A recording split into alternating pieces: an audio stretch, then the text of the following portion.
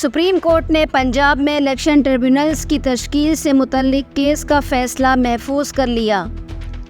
Chief justice Pakistan قاضی فائز عیسیٰ کی سربراہی میں 5 رکنی بینچ نے پنجاب میں الیکشن ٹریبیونلز کی تشکیل سے متعلق الیکشن کمیشن کی اپیل پر سماعت کی، جس دوران وکیل سلمان اکرم راجہ، حامد خان اور الیکشن کمیشن کے وکیل عدالت میں پیش ہوئے۔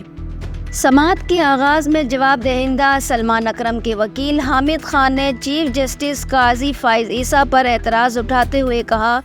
کہ ہمیں آپ کے کیس سننے پر اعتراض ہے، جس پر چیف جسٹس نے کہا کہ آپ نے خود کو علیحدہ کرنا ہے تو کر لیں، ہمیں کوئی مسئلہ نہیں۔ بعد ازاں عدالت نے پنجاب میں الیکشن ٹریبیونلز کی تشکیل سے متعلق کیس کا فیصلہ محفوظ کر لیا، جو بعد میں سنایا جائے گا۔